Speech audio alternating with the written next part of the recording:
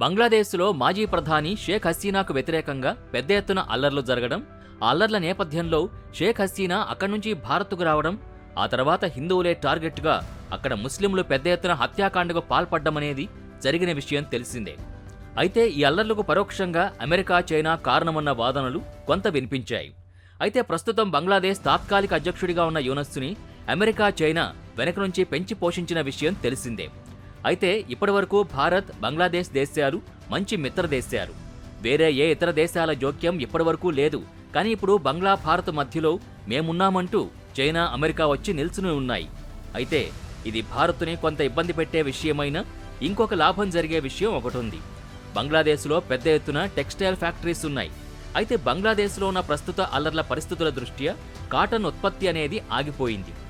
అయితే గత నెల రోజుల నుంచి ఈ అల్లర్లు జరుగుతున్నాయి. అయితే ఇప్పట్లో బంగ్లాదేశ్లో సాధారణ పరిస్థితులు నెలకొనే పరిస్థితులు లేకపోవడంతో ఇటు టెక్స్టైల్ పరిశ్రమ దెబ్బతినే అవకాశం ఉంది. కాగా బంగ్లాదేశ్లో హిందూ మహిళలపై జరుగుతున్న అత్యాచారాల విషయంపై ప్రస్తుత బంగ్లాదేశ్ తాత్కాలిక అధ్యక్షుడు యూనస్ ఎటువంటి ప్రకటన కూడా చేయలేదు.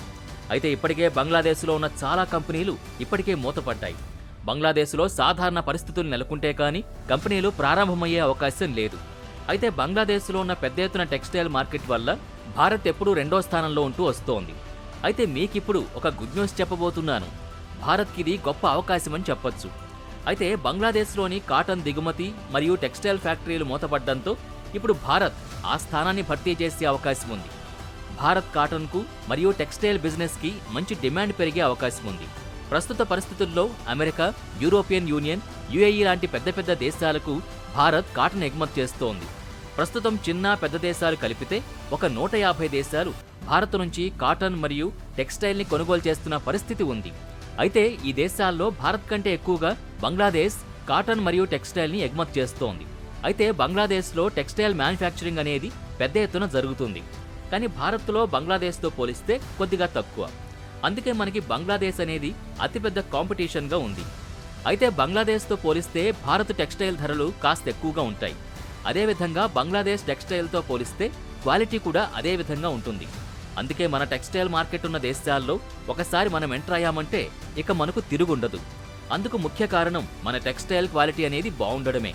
అయితే ప్రస్తుతం బంగ్లాదేశ్లో ఉన్న 50% కంపెనీలు మూతపడి ఉండడంతో ఆయా దేశాల్లో బంగ్లాదేశ్ మార్కెట్ అనేది పూర్తిగా పడిపోయింది. ఇప్పుడు ఆ అవకాశం మన భారతీయ కంపెనీలకు వచ్చింది. ఆయా దేశాల్లో ఇండియన్ టెక్స్టైల్ మరియు గార్మెంట్స్కి బాగా డిమాండ్ ఏర్పడింది. దీంతో భారతీయ కంపెనీలకు గతంలో కంటే ఎక్కువగా ఆర్డర్లు అనేవి రావడం జరుగుతున్నాయి. దీంతో భారత్లో కాటన్ యొక్క డిమాండ్ అనేది బాగా పెరిగింది. ఇలానే కంటిన్యూ అయితే ఇప్పటివరకు భారత్కి మార్కెట్ లేని దేశాలు కూడా కలిస్తే టెక్స్టైల్ మరియు గార్మెంట్స్ రంగంలో భారత్ని ముందుకు వెళ్లకుండా ఏ దేశమూ ఆపలేదు. మనకు దరిదాపుల్లో కూడా ఏ దేశమూ ఉండే ఛాన్స్ లేదు. ప్రపంచంలో కాటన్ ఉత్పత్తి దేశాల్లో భారత్ రెండో స్థానంలో ఉంది.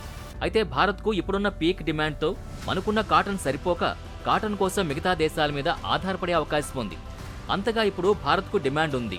అయితే భారత్ బంగ్లాదేశ్ బోర్డర్లో ఉన్నటువంటి బే ఆఫ్ బెంగాల్ దగ్గర మనం చాలా స్ట్రాంగ్గా ఉన్నాం. అయితే ఇప్పుడు బంగ్లాదేశ్లో ఉన్న పరిస్థితుల కారణంగా బే ఆఫ్ బెంగాల్ దగ్గర అమెరికా, చైనా తమ ట్రూపులను నిలిపి బంగ్లాదేశ్లో తమ దేశానికి కావాల్సిన అవసరాన్ని తీర్చుకోవడమే కాకుండా ఆ బోర్డర్లో తమ ఆధిపత్యాన్ని పెంచుకోవడానికి చూస్తున్న పరిస్థితి ఉంది. ఇది భారత్కి కొద్దిగా ఇబ్బంది కలిగే అంశం. అయితే చైనా ప్రతిష్టాత్మకంగా తీసుకుని నిర్మిస్తున్న వన్ బెల్ట్ రోడ్ సక్సెస్ కావడానికి బంగ్లాదేశ్ సహకారం కూడా కావాలి. కావున ఇది చైనాకి సంతోషించే అవకాశమని చెప్పొచ్చు. ఏది ఏమైనా బంగ్లాదేశ్ పరిస్థితుల కారణంగా టెక్స్టైల్ మరియు గార్మెంట్స్ రంగంలో భారత్ నంబర్ 1 అయ్యే అవకాశం ఉంది. మీరు కూడా భారత్ నంబర్ 1గా ఎదగాలని అనుకుంటున్నట్టయితే వెంటనే కామెంట్ బాక్స్లో జై హింద్ అని టైప్ చేయండి. మీరు కనుక కొత్తగా ఈ ఛానల్ని చూస్తున్నట్టయితే వెంటనే ఛానల్ని సబ్స్క్రైబ్ చేయండి. వీడియోని వెంటనే లైక్ చేసి షేర్ చేయండి.